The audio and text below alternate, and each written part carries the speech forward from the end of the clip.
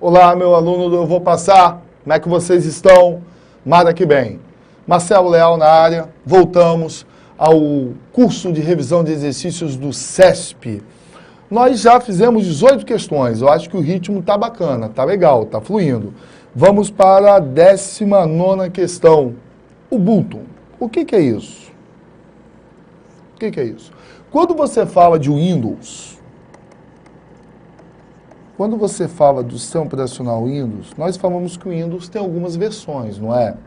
Então, existe aí ó, o XP, existe o 7, existe o 8, isso são versões, agora o 10, isso são versões do sistema operacional Windows, não é verdade? O Windows.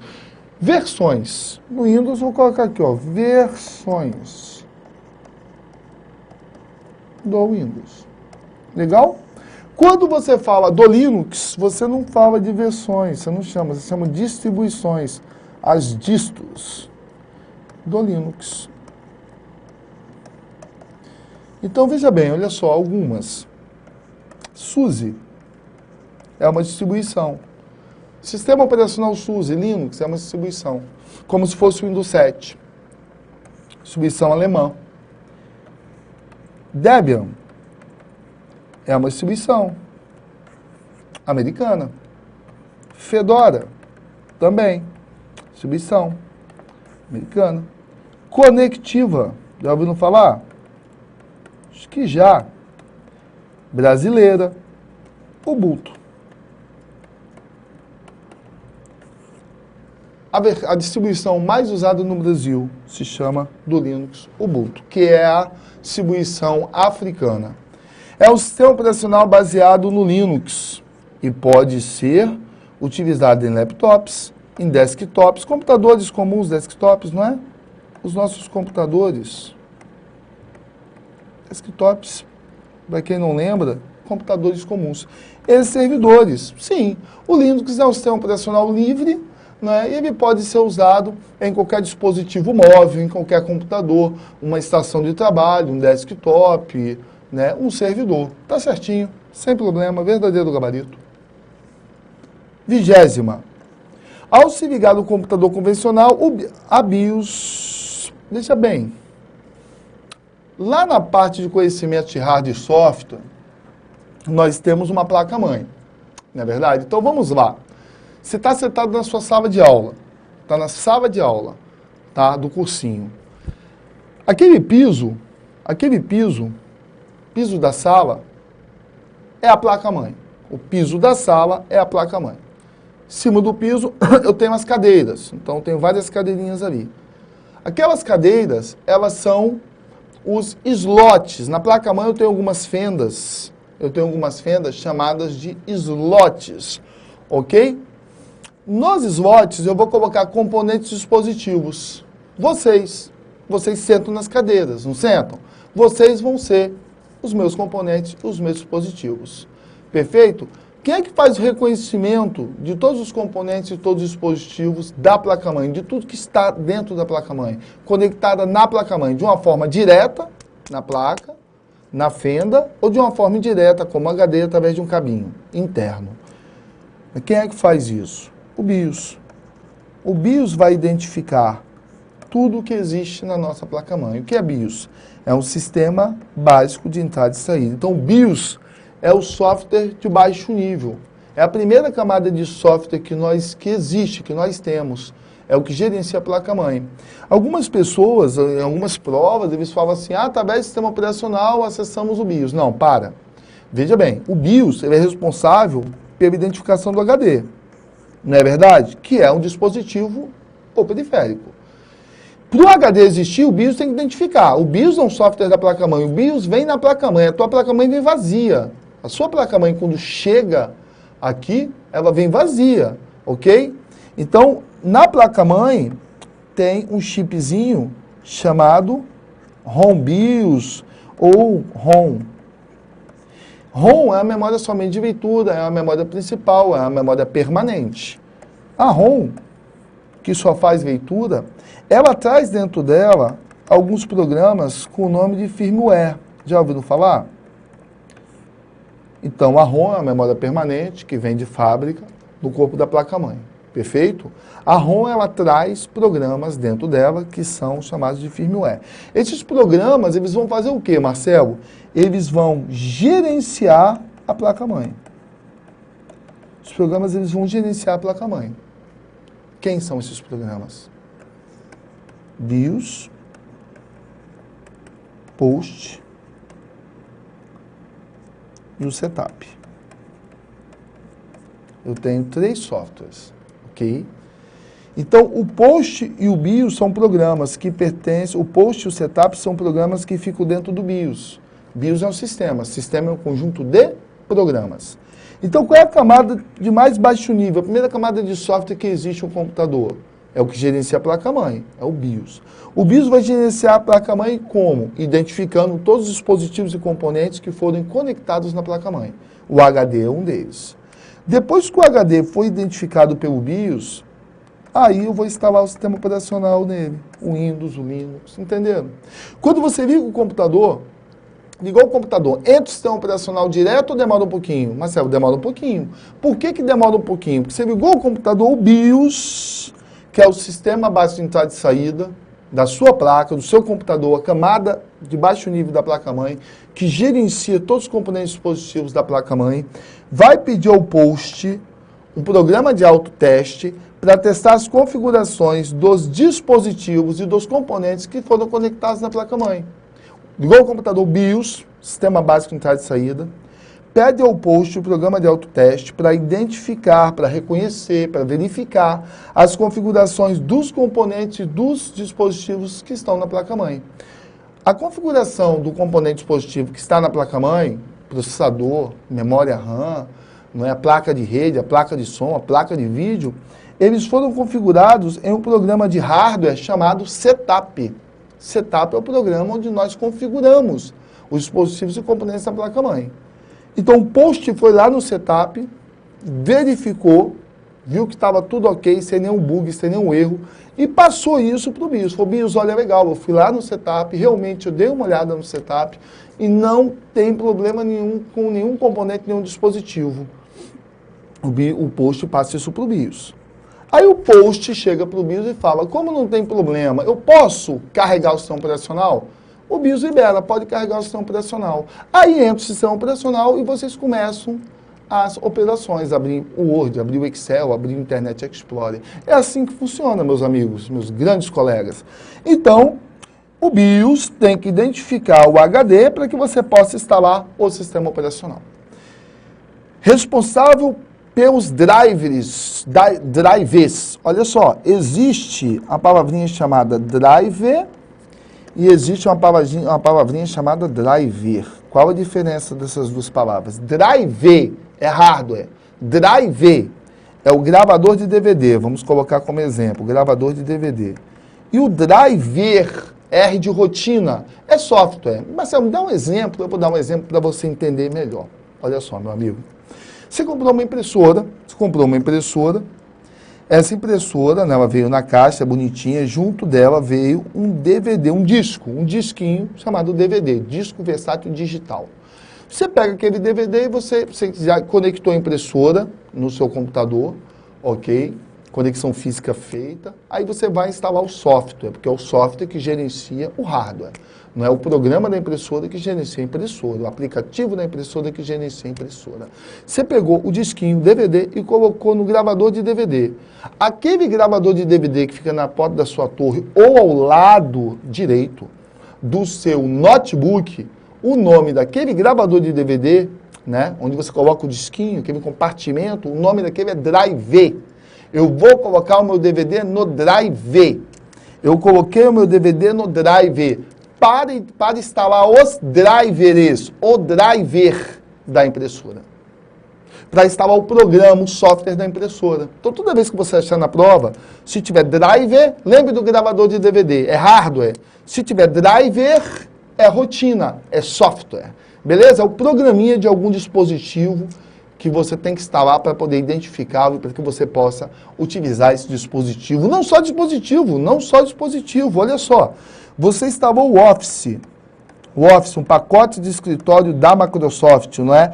Um pacote proprietário. O que cai nos concursos públicos, o padrão é o Office 2010. Você instala o Office 2010 no seu computador, Marcelo, suíte de aplicativos, é isso? É a suíte de aplicativos, o Office é uma suíte de ferramentas.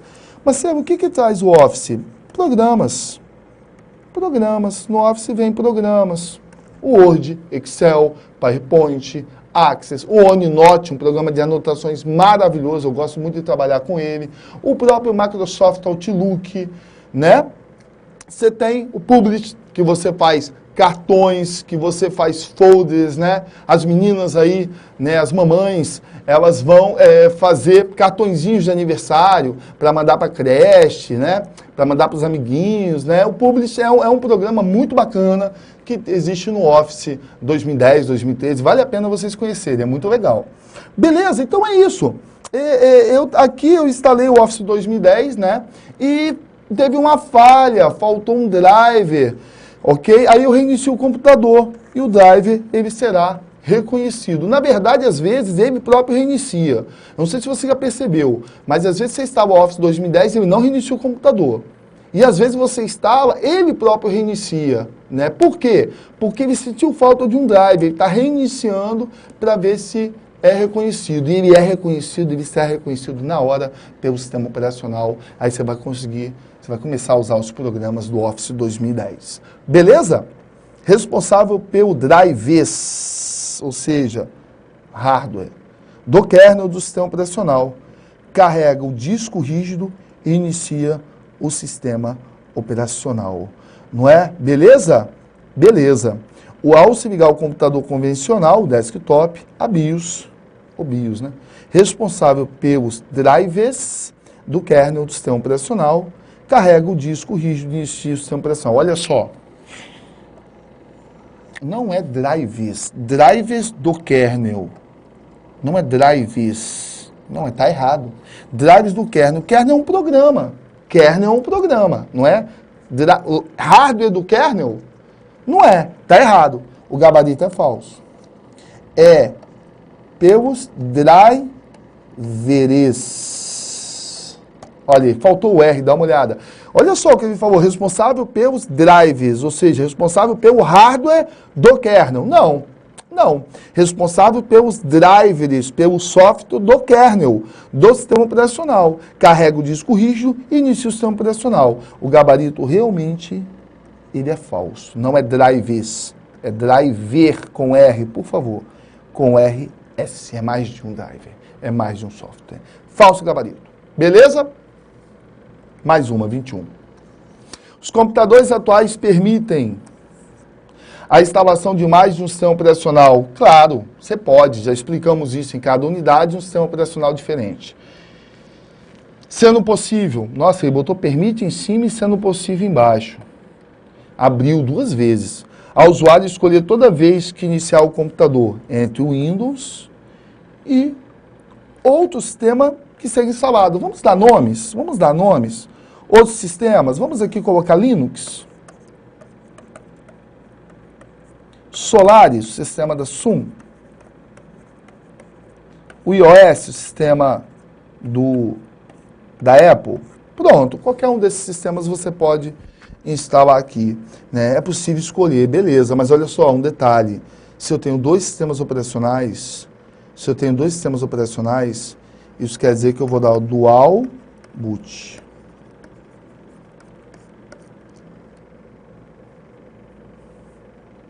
Né? Sendo possível, o usuário escolher. Tudo bem, toda vez que você instalar o computador, o que vai acontecer? Vai abrir uma janelinha preta. O nome dessa janelinha preta é gerenciador de boot. E aí você vai ter aqui, ó, o Windows em cima. Nossa, Marcelo, realmente aqui eu exagerei na perninha, né? Você vai ter o Windows em cima e Linux embaixo. Dual boot, você vai escolher se você vai trabalhar com Windows ou trabalhar com Linux. Marcelo, não é boot. O boot é o comando de inicialização de apenas o sistema, é dual boot. Marcelo, diz uma coisa, eu vou poder escolher? Você vai poder escolher. Você vai poder escolher, dual boot, ele abre a janelinha, gerenciador de programas, o Lilo, o Gloob, o ACE/BCD, que é o gerenciador do Windows, ele vai abrir, e aí você vai determinar qual sistema você vai trabalhar naquele momento. Eu posso trabalhar com os dois ao mesmo tempo? Não, não pode. Isso não existe, porque você só tem um setor MBR por unidade e ele só vai registrar e gerenciar um sistema. Lembra que eu falei? Então, se ele só consegue gerenciar um sistema, você só pode trabalhar naquele momento com apenas um sistema operacional. Beleza? Então, eu acho que ficou bem legal aí. Eu acho que não tem problema, ele abriu, permite, ele continua afirmando, né, ali sendo possível, o gabarito realmente, ele é verdadeiro pelo conteúdo que nós vimos, né, e pelo permite o sendo possível, o item está limpo, eu estou entendendo o que ele quer dizer, não está confuso, não está comparando, não está repetindo palavras, pô, está muito legal. Você lê, você vê que é uma explicação, então você começa a encaixar todas as nossas técnicazinhas e você vê que realmente não cabe um falso aqui. Legal, beleza? Espero que vocês estejam gostando aí, hein? Mais uma, 22ª. Para se realizar a troca de usuário do Windows sem desligar o computador, veja bem, quando você troca o usuário ou quando você faz até o logoff, você não desliga o computador. Você não reinicia o computador. O CESP tem essa teoria, né, meus amigos, meus colegas? O CESP tem essa teoria. Trocou o usuário, desligou o computador, reiniciou o computador? Claro que não. Trocou o usuário, fez o logoff, reiniciou o computador, desligou o computador? Claro que não. Qual a diferença de trocar o usuário e fazer o logoff? Quando você troca o usuário, as suas janelas ficam abertas, programas, passos e arquivos, suas janelas ficam abertas, as suas informações não serão salvas, tá? E sua sessão ficará aberta. As características de trocar o usuário. Quando você faz logoff, as suas janelas serão fechadas, as suas informações serão salvas, e a sua sessão, sua conta, seu perfil, também será fechada. Logoff quer dizer saída, né? Então, logon é a entrada. Eu fiz o logon. Eu entrei no meu sistema. Entrei no meu ambiente, no meu perfil, na minha conta, na minha sessão. Aí eu trabalhei o dia inteiro, trabalhei a tarde inteira lá no TRF, no TRT, não é? E depois eu fiz o logoff para poder ir embora. Beleza? Assisti as aulas do Marcelo. Logoff, eu saí. Então, logon entrar no meu sistema. Logoff sair do sistema. Legal? Perfeito? Beleza. No Windows, sem desligar o computador, deve-se. Olha quem apareceu aqui. Deve-se. Deve-se a campeã de 2014, meu amigo. Deve-se. Geralmente, pode ser que eu esteja errado, nós vamos até ver aqui, de repente, o gabarito é verdadeiro, realmente eu não lembro, são muitas questões, mas olha só, é a campeã, essa palavrinha deve-se, são campeãs de resultado negativo, né? Temos exceções, né? Vou até começar de novo, eu vou voltar, aquilo que eu falo para vocês, eu vou voltar do início e vou começar de novo a leitura, tá? Porque procurando um erro. Para se realizar a troca de usuário no Windows sem desligar o computador, deve-se selecionar a opção fazer logoff. Olha só o que o cara falou. Para se realizar a troca de usuário no Windows sem desligar o computador, deve-se selecionar a opção fazer logoff, encontrado no menu iniciar, a fim de encerrar a sessão atual de trabalho e deixar o computador disponível para outro usuário. Veja bem, você para trocar o usuário, né, você não precisa, você não precisa, no momento que você vai trocar de usuário, tá, você não precisa fazer logoff, você não tem essa obrigação de fazer logoff, tá, você pode fazer, mas você não tem a obrigação de fazer, tá ok? Então, ele colocou aqui, olha, o deve-se, como se você tivesse uma única sessão, veja bem, ó, ele não fala que você tem uma única sessão, se realmente você tiver uma única sessão na tua rede, no computador, realmente, né? Se você tiver uma única conta, aí não vai ter jeito. Aí você vai fazer, mas olha só, se você tiver mais sessões, você pode ter várias sessões. Então você não precisa fazer logoff da sua, não é verdade? Você simplesmente levanta, pede para trocar o usuário, ele libera a tua conta, né? Ele vai, na verdade, sair da tua conta, mas ele deixa ela aberta. Né, e você levanta, o colega senta e acessa a outra conta, ok? Então, quer dizer, esse deve-se aqui, ele realmente pesou e ele colocou como se fosse uma obrigação, o gabarito, ele é falso. Beleza? Então, você não precisa. Então, deve selecionar a opção fazer logoff em conta não. Não. Negativo. Logoff é sair. Negativo. Você pode trocar o usuário sem fazer o logoff, sem fechar a tua conta. Beleza? Falso gabarito. 23ª questão. O sistema operacional Windows é mais seguro que o Linux. Começou. De novo, comparou, para de fazer a questão. Comparou. É mais seguro, é mais veloz, é mais isso, é mais aquilo. Para. Como é que é isso? Ele é mais seguro que o Windows, é mais seguro que o Linux, ou o Linux é mais seguro que o Windows? Tem aquela teoria, existe uma teoria aí que eles falam assim, o Linux não pega vírus. Faz o seguinte, pega um computador bacana, instala o Linux, me dá o computador, me dá aí 20 minutos, só 20 minutos. Ele não vai pegar vírus, não. Ele vai pegar vírus, ele vai pegar troja, eu vou colocar o spyware nele, eu vou encher tanto o worm, eu vou botar um monte de worm, aquele computador vai ficar muito lento, você vai ficar doido comigo. Esse negócio de não pega vírus, não existe isso, estamos em 2015. Essa teoria foi de 1983, quando o Linux surgiu no mercado. Isso já passou, O sistema operacional Windows é mais seguro do que o Linux. O Linux é mais seguro que o Windows. Não existe isso. A segurança, quem vai dar, quem vai fornecer é você. Você colocou o quê? Um antivírus? Você colocou um firewall? Você colocou um anti-spyware? Então, qual foi o antivírus que você colocou? Qual foi o firewall que você colocou? Então, quem define isso é você. Se você botou um bom antivírus, um bom firewall, porque também, olha só, o antivírus, ele só vai acusar o vírus depois que o vírus estiver lá dentro do computador. O antivírus não remove Trojan, né? Então, na verdade, é bacana ter um antivírus? Eu acho que você deve ter um bom antivírus, sim. Mas mais bacana ainda se você colocar um firewall na porta de entrada e da saída da sua intranet e da sua rede local, lá no servidor proxy, que é o responsável por compartilhar as informações que vão entrar e que vão sair da sua rede local. Então, você tem aqui a rede local, né? Aqui dentro você tem o usuário. Então, o servidor proxy fica aqui. Ele recebe o sinal da rede externa e compartilha, né? Ele manda o sinal do cliente. Você coloca exatamente aqui. Aí vai filtrar, vai ter que passar aqui pelo firewall, muralha de fogo, né? Parede. Então vai passar aqui, ele vai filtrar, vai identificar, vai ler e só vai passar os acessos bem-vindos. Ou seja, sem programa malicioso. Então se você me perguntar, o firewall garante segurança? Eu vou te responder, garante. Total? Não. O firewall garante segurança total? Não. Segurança máxima? Não. Ele garante a segurança. O antivírus garante segurança, Marcelo? Garante. Total? Não.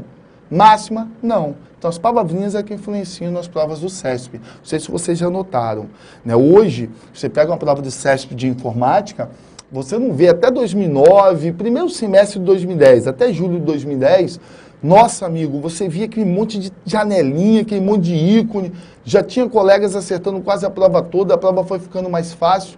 O que eles fizeram a partir de agosto de 2010? Não sei se você percebeu. Vocês perceberam, eles começaram a mudar, eles mudaram o perfil do CESP. Hoje você pega a prova do CESP que não tem um ícone. Você pega a prova do CESP que não tem uma janela, uma caixa de diálogo. A prova é puramente teórica. E aí entrou numa dificuldade. O concurseiro, o aluno sentiu um pouco de dificuldade, né, nessa saga do CEP. Ela jogou essa estratégia e funcionou. E aí entra Marcelo Leal. O que ele fala? Olha, conteúdo. Serviu bacana, não serviu? O item está explicando ou o item está impondo, obrigando? Não deu? Palavrinhas mágicas. Não deu? Vem para cá, vamos continuar. Está comparando? Está errado. A mesma palavra está repetindo várias vezes em linhas diferentes? Está confuso? O gabarito é falso.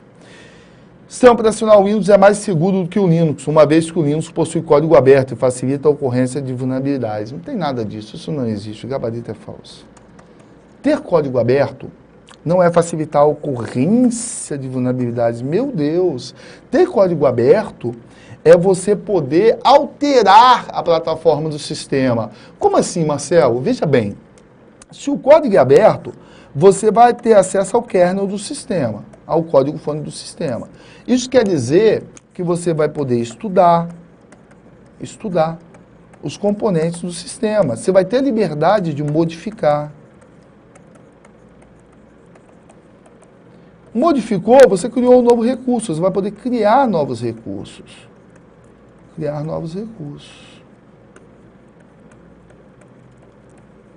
beleza? Vai poder criar um novo recurso, né? Até mesmo uma nova distribuição em cima da distribuição antiga, ok? E aí você vai poder usar à vontade, sua finalidade. É aberto, você pega, modifica e usa à vontade. Legal? Beleza? Então, não tem nada a ver com concorrência de vulnerabilidades. Código, kernel, núcleo do sistema, né?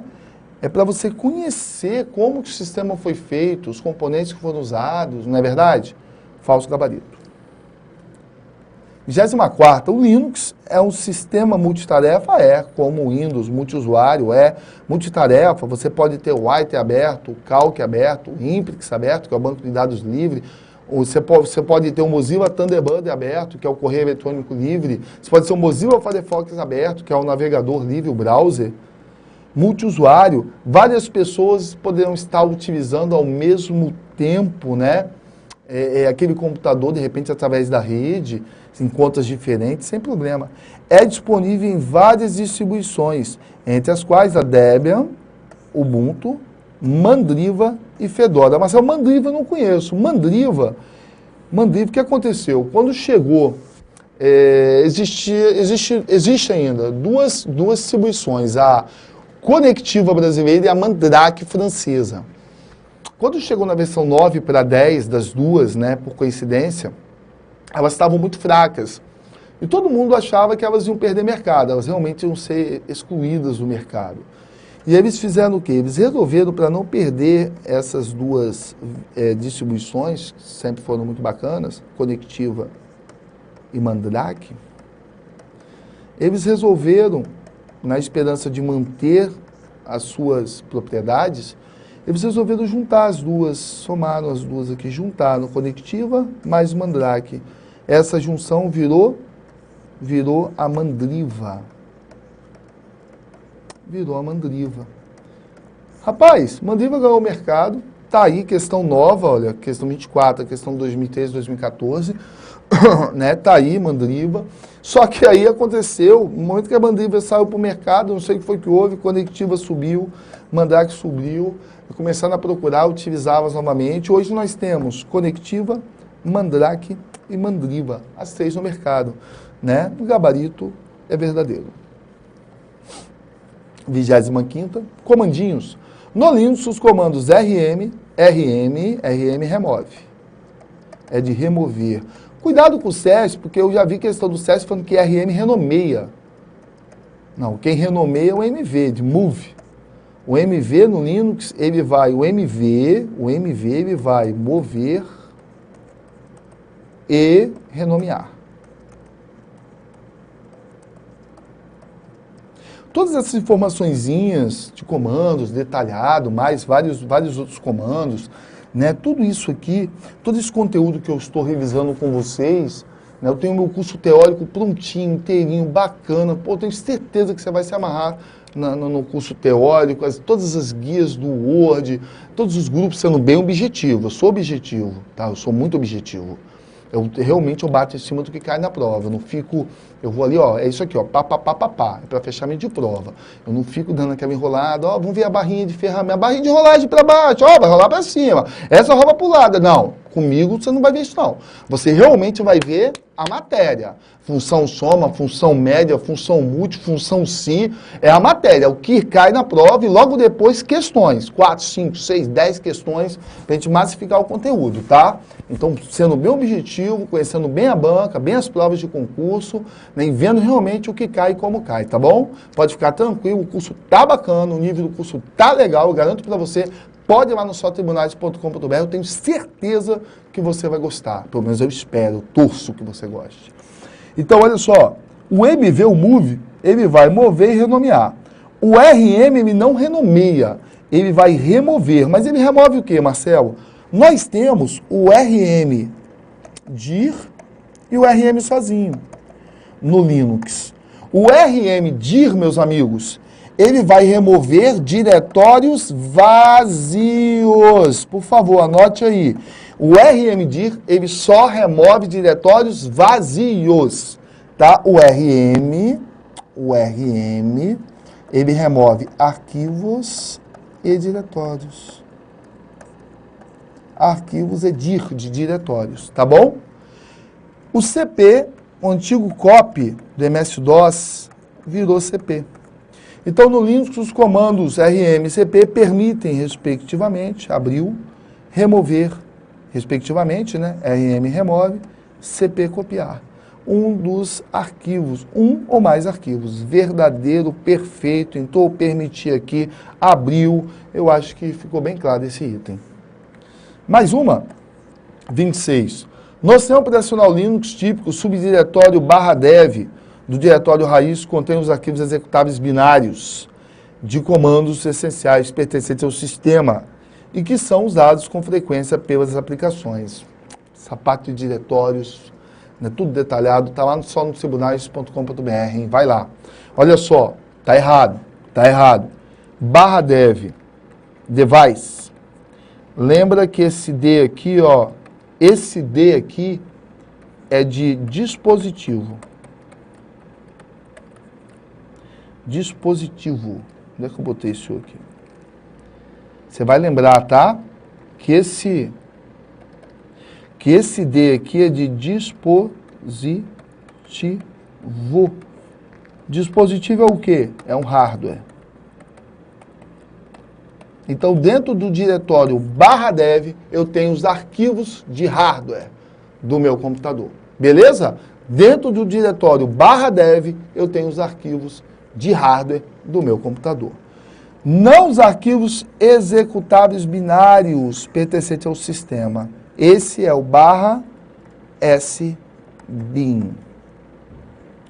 O /sbin, esse S é de sistema.